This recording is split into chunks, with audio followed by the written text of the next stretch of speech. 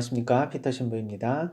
오늘은 대상관계 이론의 영성적 의미 마지막 시간으로 이러한 그 대상관계에 따른 질적인 차이가 결국 하나님과의 관계에 어떤 핵심적인 영향을 미치게 된다. 그래서 어떤 사람은 하나님과의 관계가 사랑의 관계로 잘 이루어지지만 어떤 사람에게 있어서는 사랑의 하나님을 받아들이기가 굉장히 어려운 그러한 초창기 대상 관계의 영향력을 받게 된다. 그래서 인간적인 관계의 핵심은 결국 내 자신에 대한 존재, 타인에 대한 존재, 하나님에 대한 존재에 대한 관계와 밀접하게 연결이 된다 하는 것이죠. 첫 번째 부모와의 3년간의 대상관계의 핵심은 결국 부모님이 어떤 사람이다 라는 그러한 이 개념을 형성하게 되는데요. 부모가 안정적으로 자기를 돌볼 수 있는 그런 존재일 때 우리는 대상에 대해서 긍정적인 개념을 갖게 됩니다. 그렇다면 부모에 대한 긍정적인 개념이 나중에는 또래 관계로 넘어가게 되고 또 제3차 공동체인 특정한 여러 사람들과의 사회적 관계에서도 우리 부모가 가져다주는 안정감을 또 대상을 통해서 우리가 또 확장할 수가 있겠죠. 그래서 부모가 신뢰할 수 있고 안정적이라면 세상의 사람들도 신뢰할 수 있고 안정적이라는 개념으로 나아가게 됩니다.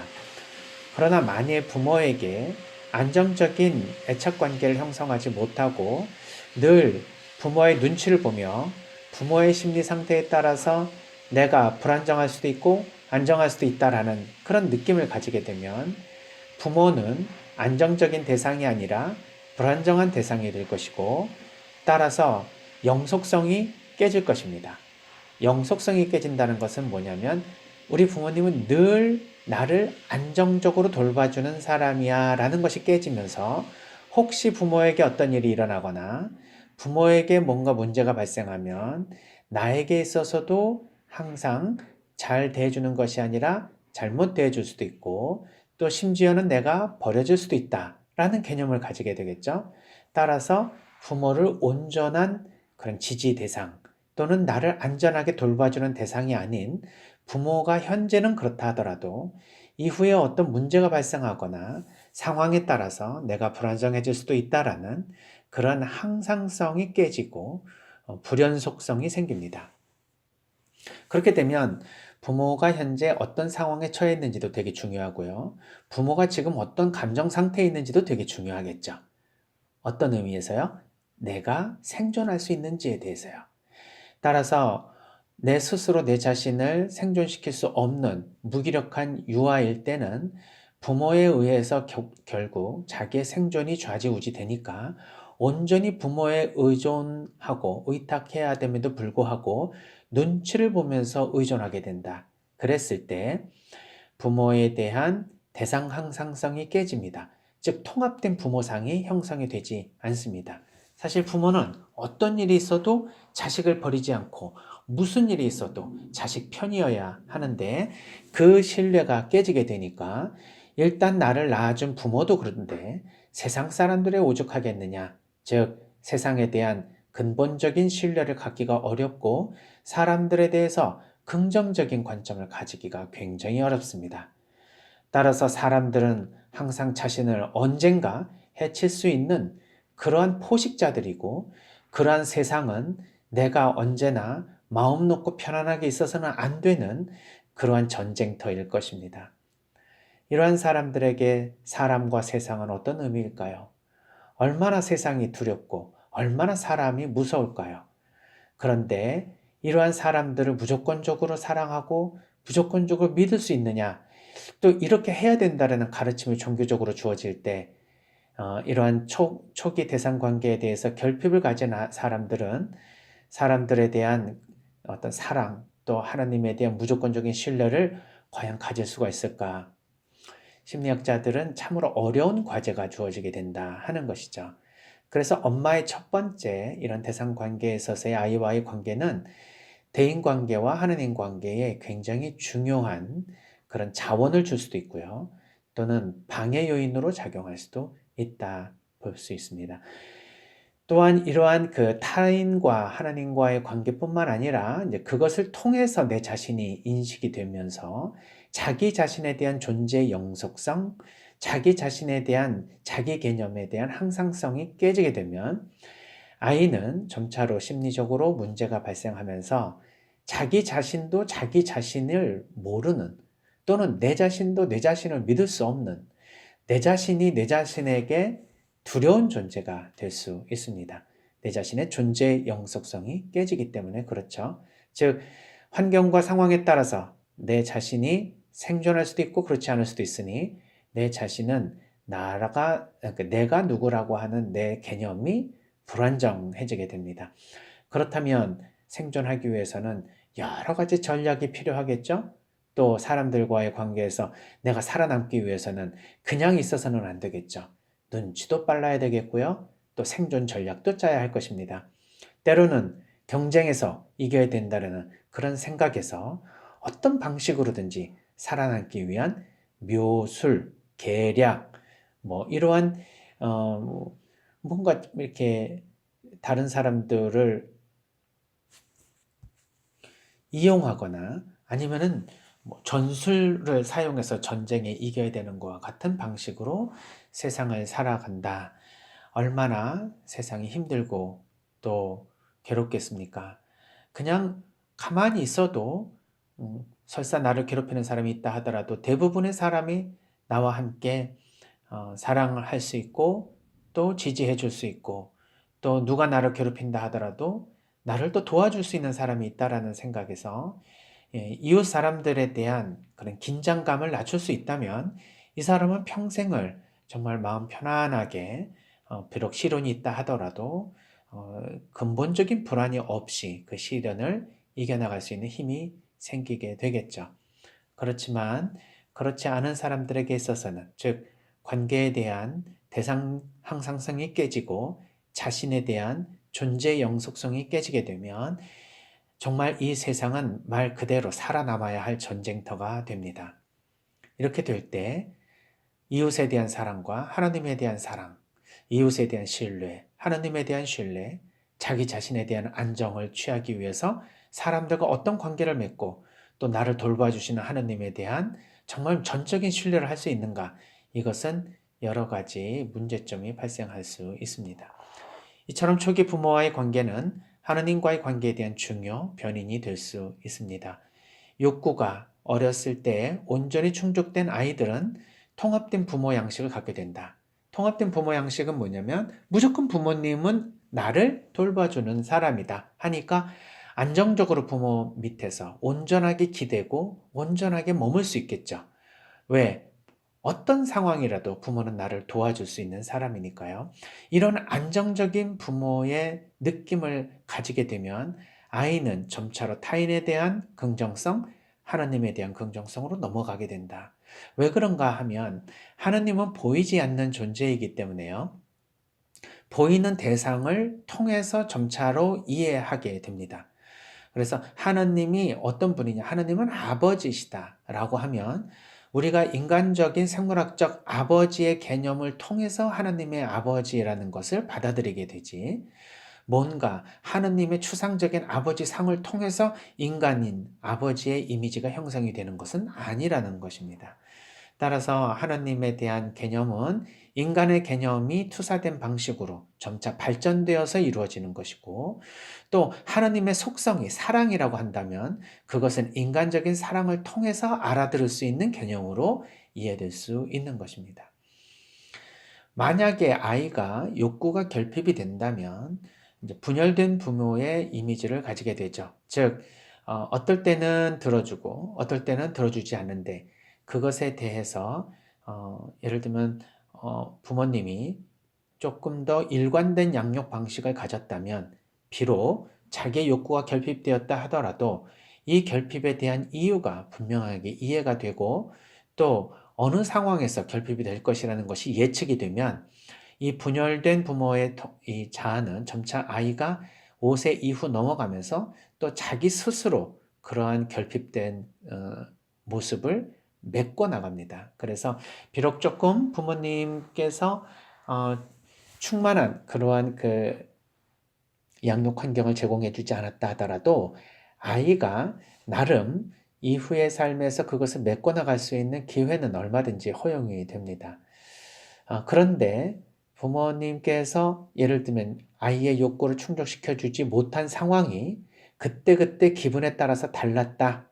일관된 양육 방식이 아닌 그때그때 심리적인 그런 감정에 의해서 움직였다 하면 이때 아이는 뭔가 그 자기 자신의 욕구가 들어지고 안 들어지고에 대한 이유가 그때그때 상황에 따라서 달라지는 것이기 때문에 일관된 자기 개념, 일관된 부모 개념을 가지기가 어렵고 상황에 대한 예측이 항상 불분명하기 때문에 분열된 정신 상태를 가지게 됩니다. 따라서 이러한 분열된 부모상, 이것이 점점 발전해서 자기도 분열이 되고 또 대인관계에 있어서 사람들에게 대해서도 일관된 그런 어떤 지지체계를 형성하지 못하면 결국 하나님에 대해서도 마찬가지가 될 것입니다. 그러니까 어떨 때 하나님이 기분 좋으면 용서도 해주지만 하나님께서 조금 기분이 언짢으시면 용서 안 해주실 것 같은 느낌이 들겠죠. 이성적으로는 하나님은 절대 그러시지 않은 분이라는 것을 교리를 통해서 얻는다 하더라도 느낌으로 체험된 삶의 영역에서는 그것이 그렇게 내 자신의 하나님의 이미지를 정말 무엇인가를 뭐든지 이해해주고 사랑해주는 하나님으로 받아들이기에는 어렵게 만든다. 그래서 우리가 초창기에 어떤 대상 관계를 가졌는지는 참 기억이 안 될 것입니다. 그러나 지금 내가 현재 사람에 대해서 온전히 믿을 수 있는가? 설사 사람들이 나를 공격하고 또 내가 믿지 못할 사람들이 분명히 있다 하더라도 내가 온전하게 믿어주면 또 그 사람은 결국 조금에 있어서는 나한테는 안 좋은 영향을 끼친다 하더라도 그래도 진실하게 대하면 결국 그것이 승리할 것이다. 그리고 그 사람 마음 안에서도 사랑의 마음이 있으니 조금 갈등은 있을지언정 결국에 가서는 다시 그것을 딛고 온전한 통합된 인간관계를 맺을 것이다. 라는 믿음을 가지고 있는지 아니면 어차피 인생은 자기 자신이 살아가는 것이기 때문에 이 세상에서 나를 도와줄 수 있는 사람은 없다. 만일 누가 나를 도와준다면 그 사람도 나의 도움을 필요로 하니까 도와주는 것이지 나에게 쓸모 있는 것이 사라지고 그 사람도 내가 더 이상 필요하지 않으면 얼마든지 버릴 수도 있고 배신할 수도 있다. 이런 생각에서 늘 경계하며 사람들과의 관계를 맺고 있는지 이러한 그 사람에 대한 인간론이 결국 하나님과도 연결이 되어서 하나님이 나를 언젠가는 항상 끝까지 책임져 주시고 품어주시고 사랑해 주셔서 나를 구원해 주신다는 믿음을 가질 수 있는지 아니면 나를 언젠가는 포기하신다. 내가 계속 똑같은 죄를 짓고 또 하나님께 늘 죄송스럽게 잘못을 저지르니 더 이상 하나님이 기다려주지 않으시고 나를 버리실 것이다 라고 생각을 하는지 이러한 그 하나님에 대한 개념은 결국 인간에 대한 개념에 대한 확장판으로 이해될 수가 있습니다. 내 자신은 어떤 인간관과 어떤 하느님관을 가지고 있는지를 따져보면 나의 초기 대상관계에 어떤 결핍이 있었는지를 거꾸로 역추적해 볼 수가 있겠죠. 자, 이렇게 해서 부정 측면이 나나 또 우리 부모나 사람들에게 생겨났을 때 우리는 좋은 쪽으로만 그것을 바라보려고 하는 어떤 억압이나 회피의 방어 기제가 발생할 수 있습니다. 이럴 때는 다른 사람 앞에서 나의 부정적인 면을 절대 드러내지 않고 긍정적인 측면만 보여주려고 노력하겠죠. 자기 방어를 통해서 다른 사람에게 부끄러운 모습 안 보여주고 싶어 합니다. 왜 그러냐면 그렇게 될 때 나에게 부정적인 피드백이 올 것이다. 부정적으로 공격할 것이다 라는 생각을 하니까 그렇겠죠. 그러나 나의 원래의 본 모습은 긍정성과 부정성을 다 가지고 있을 것입니다. 좋은 모습도 보여주지만 잘못된 모습이 보였을 때는 미안합니다. 죄송합니다. 제 실수였습니다.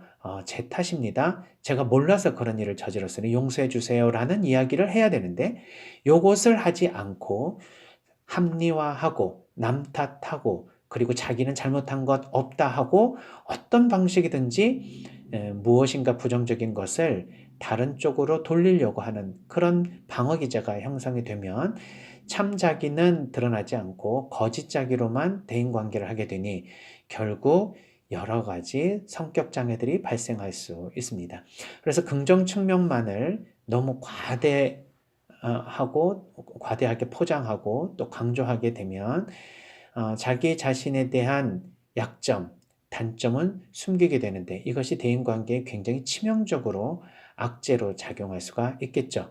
또한 하나님 앞에서는 부정적인 모습을 억지로 숨기고 하나님 앞에 좋은 모습으로만 나타나려고 하니 결국은 바리사이와 사두가이처럼 나르시즘이 되어서 자기가 얼마나 열심히 사는지, 얼마나 남을 위해서 살았는지, 얼마나 선행을 했는지 뭐 이런 것만 하나님 앞에 보여주고 자기 안에 숨어있는 그러한 이 부정적인 측면들은 다 아닌 것처럼 포장해버리는, 이렇게 될 때는 스스로 성찰도 할 수가 없고요.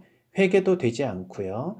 자기 자신의 부족한 모습을 하나님 앞에서 또 하나님이 인정을 해주지 않을 것이라는 믿음 때문에 억압되었던 부정적인 모습이었지 않겠습니까? 그러니까 스스로 자기가 얼마나 잘 살아왔는지만을 보여주는 그런 모습으로 하나님 앞에 서게 된다. 결국 종교적인 나르시즘이 발생할 수도 있고요. 다른 사람들과의 대인관계에 있어서는 어떻게 보면 자기애성 성격 장애일 수도 있겠죠. 나르시스틱하게 스스로는 잘못한 것이 아무것도 없는 사람처럼, 늘 자기는 잘 사는 사람처럼, 늘 자기는 옳은 사람인 것처럼 대인관계가 발생할 수 있습니다. 반대로 사람들이 그런 긍정 측면을 무조건 보고 있어야 되는데 사실 내 이면에 부정적인 측면을 보여주거나 또는 그것을 직면해주는 경우도 있습니다. 어떻게 보면은 내가 이렇게 좋은 모습을 보여주는데도 불구하고 너 그런 식으로 살지 마라. 너 사실 이러이러한 것은 인정해라. 너가 잘못한 것은 이거잖아. 근데 왜 자꾸 숨기려고 하느냐. 너 솔직하게 인정하면 좋겠다. 라고 직면을 시켜주는 진정한 친구라든지 아니면은 그런 상황에 처해야 할 수가 있습니다. 아무리 도망가도 결국 도망가지 못하고 자기가 액면으로 드러날 때가 있지 않겠습니까? 이럴 때는 그것을 수용하고 오히려 용서를 청하는 것이 중요한 어떤 대인관계 핵심인데 이것을 오히려 공격성으로 이제 반전을 꾀하려고 하는 역동이 생겨나게 되겠죠. 그래서 마지막으로 자기가 더 이상 피할 수 없는 상황까지 가서 자기의 숨어있는 모습이 드러나게 될 때는 다시 말해서 이제 상대방을 공격하는 파괴성으로 발전할 수도 있겠죠.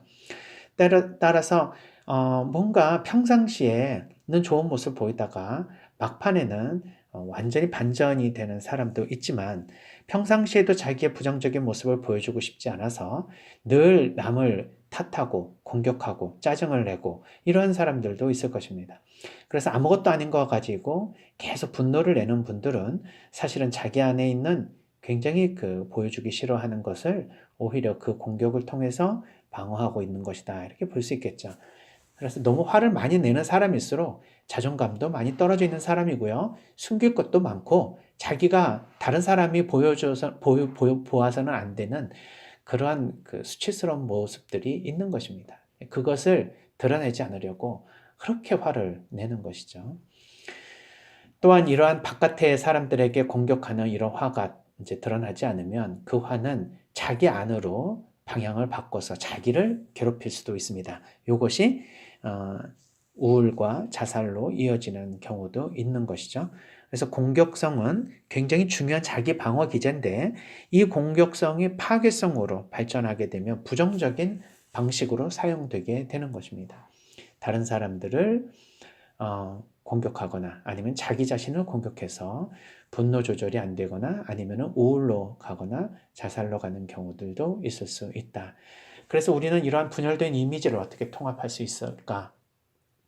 이것을 도와주는 것이 결국 심리치료라고 볼 수 있다면 분석가나 아니면 상담자들은 이러한 어렸을 때 초기 발달하지 못해서 울고 있는 어린아이, 즉 내면에 이런 울고 있는 욕구 불만의 아이들, 그리고 자기 자신을 돌봐주지 못해서 불안한 아이들, 이런 아이들이 숨어 있는데요. 이런 아이들의 모습이 현실에서 나타날 때 이것을 이제 우리는 다 컸지만 어린 시절에 충족되지 못한 욕구를 풀어달라고 퇴행하고 있는 어린이로 볼 수 있습니다. 그래서 상담자들은 이렇게 퇴행을 하고 있는 어린이들이 보일 때 이것을 무조건적으로 수용해주는 엄마의 모습으로 지지해주고 버텨줘야 합니다. 그러니까 상담자도 이러한 그 아이들의 모습을 볼 때 자기도 똑같이 예전의 부모처럼 화를 내거나 야단을 치면 안 되겠죠? 버텨줘야 합니다. 그렇다면 상담자가 아닌 우리 보통 일반 사람들은 이렇게 다 큰 어른이지만 조금 좀 부족한 어린이처럼 구는 어른들 있지 않습니까? 좀 사랑해 달라고 하거나 저는 뭐 불안하니까 나 좀 어떻게 좀 해주세요 하고 요청하는 그런 어른들 많이 찾아볼 수 있습니다.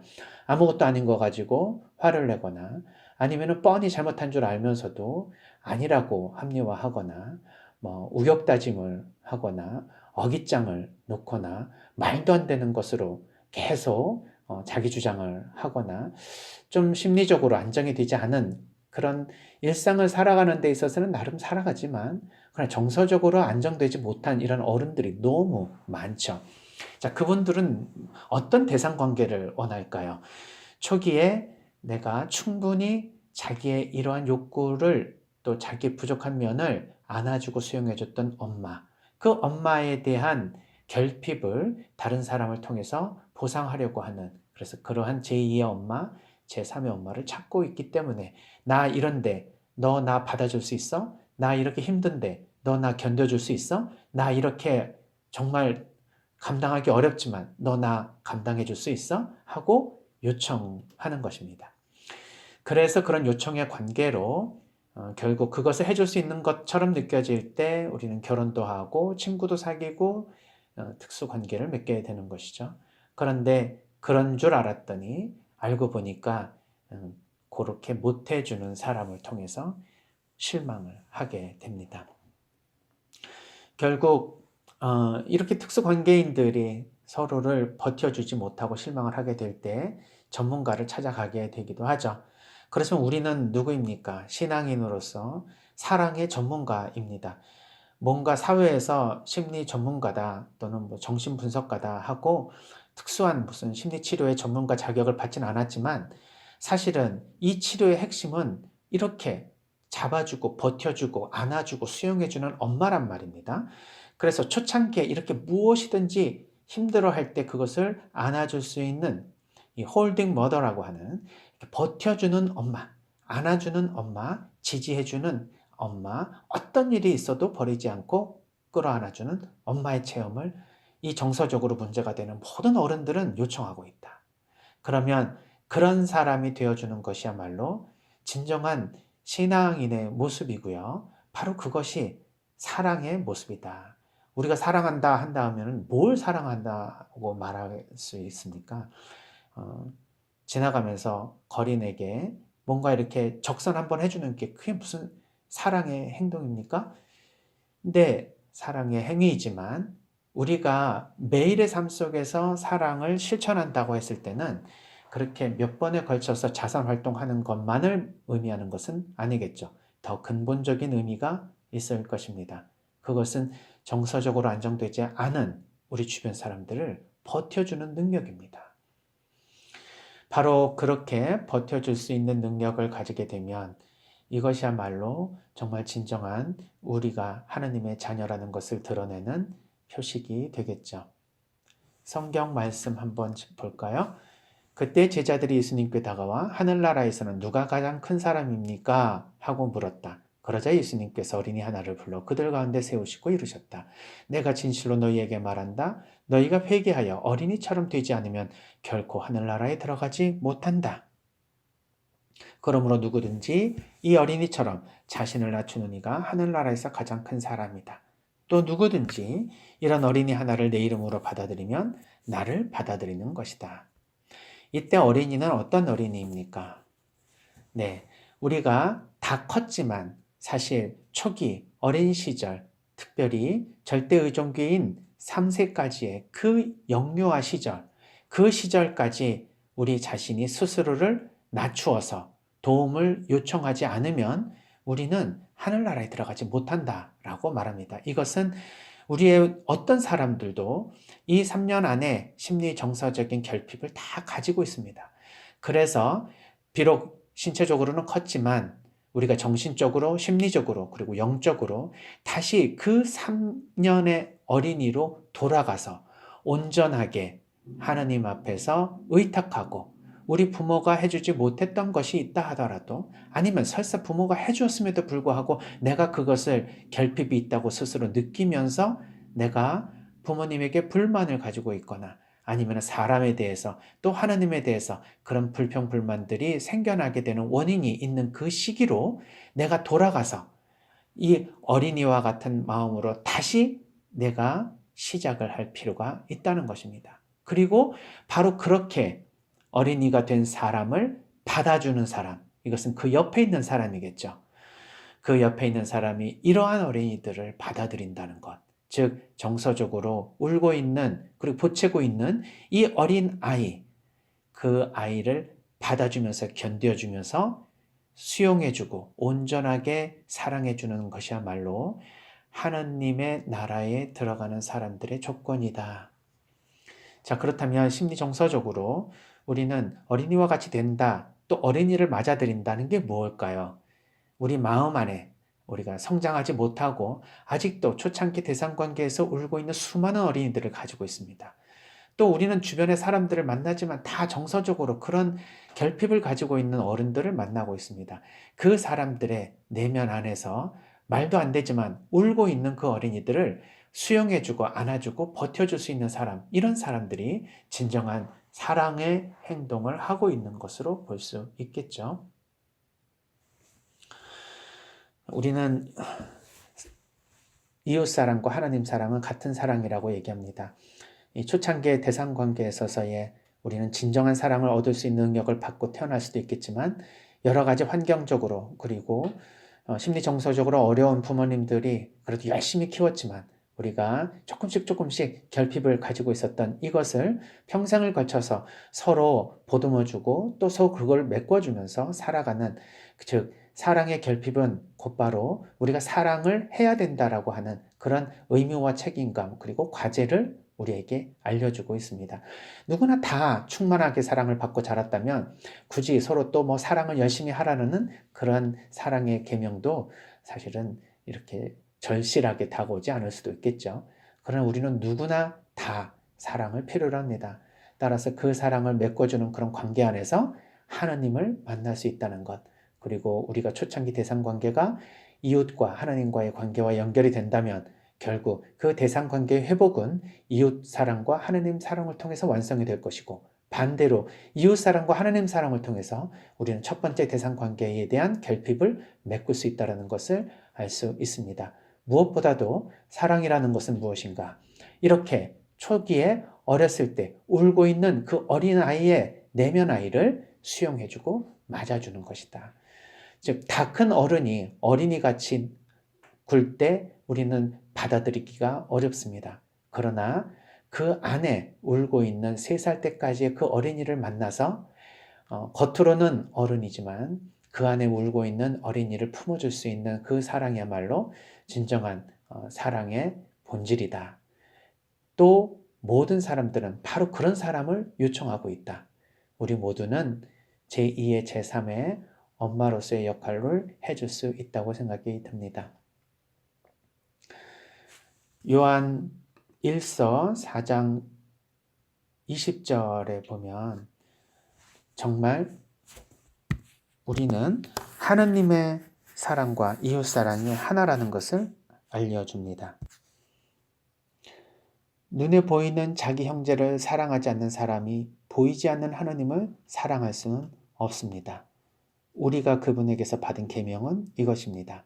하나님을 사랑하는 사람은 자기 형제도 사랑해야 합니다. 하나님 사랑과 이웃 사랑이 함께 간다라는 것 다시 한번 확인해 볼 수 있었고요.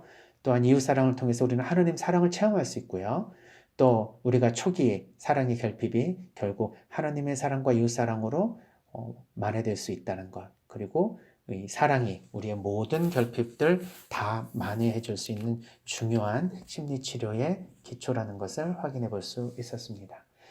우리 서로 사랑하면서 마음속에 있는 불안, 그리고 근심, 모든 어려움들을 잘 극복해 나갈 수 있는 그런 우리들이 되었으면 좋겠습니다.